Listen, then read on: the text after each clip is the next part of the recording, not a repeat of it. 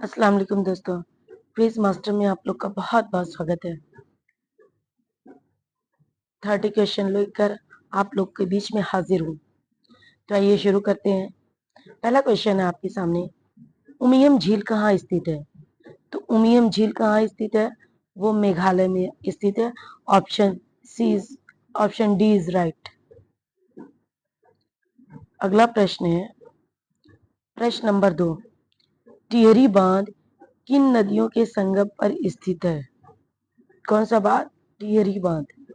तो टिहरी बांध जो है वो भागीरथी और भिलांगना के संगम पर स्थित है। भागीरथी, भ से भागीरथी, भ से भिलांगना, इनके संगम पर स्थित है टिहरी बांध। अगला प्रश्न, प्रश्न नंबर 3, गंगा और ब्रह्मपुत्र की संयुक्त जलधारा को क्या कहते हैं? यानी गंगा और ब्रह्मपुत्र, ये हिमालय से निकली गंगा और ये अरुणाचल प्रदेश से होती हुई आई ब्रह्मपुत्र, जब ये आपस में मिलकर बंगाल की खाड़ी में गिरती हैं तो इस वाली को, ये वाला जो, ये जब गंगा और इधर से निकली ब्रह्मपुत्र जब मिलके ये बंगाल की खाड़ी में गिरती हैं तो पूछ रहा है कि इस हिस्से को, जो बंगाल की खाड़ी में गिरी, इस हिस्से को क्या कहते हैं? जब दोनों मिलके एक हो जाती हैं, मिलके हो गई एक, इस हिस्से को कहते हैं, ये जो नई जलधारा बनती है दोनों के मिलने से, उसको कहते हैं मेघना। गंगा और ब्रह्मपुत्र जब मिल के एक में मिल जाती हैं और ये बंगाल की खाड़ी में गिरती हैं तो उस धारा को कहते हैं मेघना। प्रश्न नंबर 4, भारत का सबसे ऊंचा जलप्रपात 14 से 93 फीट कौन सा है इसमें? तो जो ये कुंचिल जलप्रपात है ये कर्नाटक में पड़ता है। भारत का सबसे ऊंचा जलप्रपात है। प्रश्न नंबर 5, भारत की सबसे बड़ी मीठे पानी की झील, सबसे बड़ी भी हो और मीठे पानी की झील कौन सी है? तो वो है वुलर झील, जो जम्मू कश्मीर में है। अगला प्रश्न है आपके सामने, लोनार झील कहाँ स्थित है? तो लोनार झील जो है वो महाराष्ट्र में स्थित है। भारत की सबसे लंबी नदी कौन सी है? तो भारत की सबसे लंबी नदी गंगा है। कौन सी? गंगा। पश्चिमी घाट में स्थित दर्रा कौन सा है? तो पश्चिमी घाट में स्थित दर्रा जो है ये भोर घाट है। भोर घाट, पाल घाट, थाल घाट, है ना, ये सारे दर्रे हैं। अगला प्रश्न, प्रश्न नंबर 9, हिमालय हिमालय देश में, हिमाचल प्रदेश में स्थित दर्रा कौन सा है? तो वो है शिपकीला, हिमाचल है, शिपकीला दर्रा। प्रश्न नंबर 10, जोजिला दर्रा, ये कौन सा? जोजिला दर्रा किन स्थानों को जोड़ता है? तो वो श्रीनगर और लेह को जोड़ता है। कौन सा? जोजिला दर्रा। जवाहर सुरंग किस दर्रे से जुड़ी है? कौन सी सुरंग? जवाहर सुरंग, वो पीर पंजाल दर्रे से जुड़ी है। अगला प्रश्न है, जॉर्ज साइमन ओम किस देश के थे? तो वो जर्मनी के थे। Option A is right. अगला प्रश्न है, रासायनिक ऊर्जा का विद्युत ऊर्जा में कौन परिवर्तित करता है? रासायनिक ऊर्जा को विद्युत ऊर्जा में कौन बदलता है? तो बैटरी में, जो बैटरी, देखिए बैटरी में मसाला भरा होता है, जो मसाला है वो रासायनिक ऊर्जा होती है। मान लीजिए कि ये आपकी बैटरी है, सेल है, सेल में ये जो काला काला ये रासायनिक है, रसायन है, इसमें रसायन है, रासायनिक ऊर्जा। लेकिन इसे आप क्या चलाते हैं? रेडियो चलाते हैं, टीवी, वो पंखा चलाते हैं, बैटरी, जो बड़ी बैटरी हो, छोटी बैटरी, सेल हो, जो भी हो, उसे हम विद्युत ऊर्जा निकालते हैं। तो हो गया ना, रासायनिक ऊर्जा को विद्युत ऊर्जा में कौन बदलता है? तो बैटरी बदलती है, ठीक है ना। प्रेक्षापात्र का विकास किसने किया? तो इसका विकास वॉन ब्रॉन ने किया था। Option C is right. प्रश्न नंबर 14, एक अश्वशक्ति हार्स पावर में कितनी शक्ति होती है? यानी एक हार्स पावर में कितना वाट होता है? तो 746 वाट। एक हार्स पावर में 746 वाट होता है।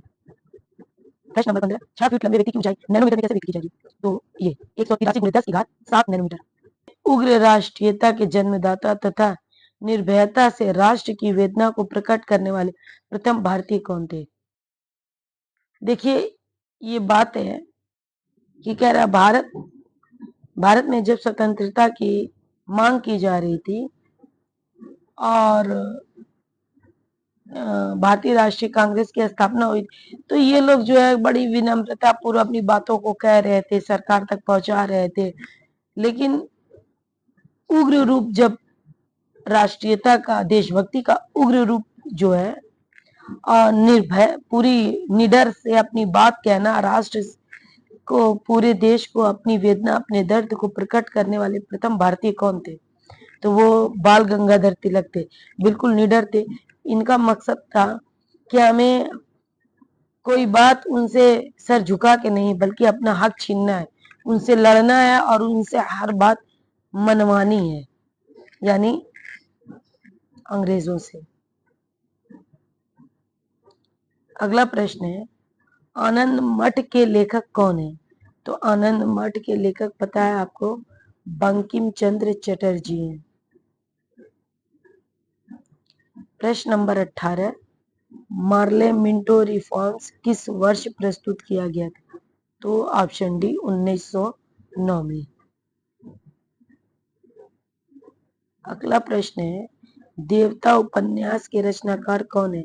तो ऑप्शन बी इज राइट, शरद चंद्र चट्टोपाध्याय।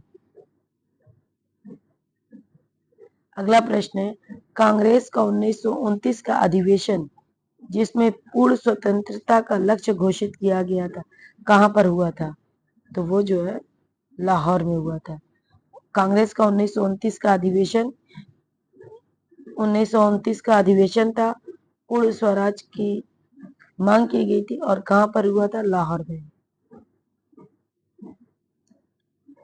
प्रश्न नंबर 21, क्षुब्धित पाषाण के रचयिता कौन है? तो रविंद्रनाथ टैगोर है। अगला प्रश्न है, प्रश्न नंबर 22, ऋग्वेद की रचना किस भाषा में हुई थी? तो ऋग्वेद की रचना संस्कृत में हुई है। वेदों की रचना ही संस्कृत में हुई है। अगला प्रश्न, महाजनपद काल में कितने महाजनपद थे? तो 16 महाजनपद, ये सबको पता है। प्रश्न नंबर 24, विश्व का सबसे ऊंचा पर्वत शिखर कौन सा है? तो विश्व का तो माउंट एवरेस्ट सबसे ऊंचा, लेकिन भारत का पूछेगा तो जल्दी से जवाब दीजिए। भारतीय संविधान में नवमी लिखा है ना, नवी होगा। नवी अनुसूची कब जोड़ी गई थी? तो 1951 में नवी अनुसूची जोड़ी गई थी। कर लगाने का अधिकार भारतीय संविधान की किस अनुसूची में उल्लिखित है? तो 7वीं अनुसूची में उल्लिखित है। कर लगाने का अधिकार किसमें? 7वीं अनुसूची में। प्रश्न नंबर 27, भूमि सुधार अधिनियम को संवैधानिक सुरक्षा देने के लिए किस अनुसूची में शामिल किया गया? तो 9वीं अनुसूची में।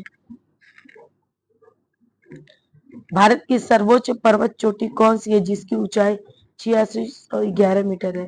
तो ये है गाडविन ऑस्टिन, K2 जिसको बोलते हैं, K2 या गाडविन ऑस्टिन।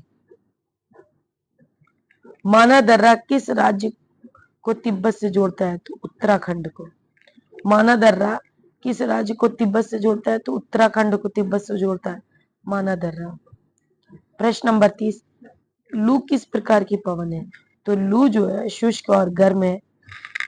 पता है ना लू कैसी रहती है? एकदम सूखी और गर्म हवा रहती है। तो ये थे 30 क्वेश्चन। अगर वीडियो अच्छी लगी हो तो इसे लाइक कर दे और चैनल को सब्सक्राइब कर दे।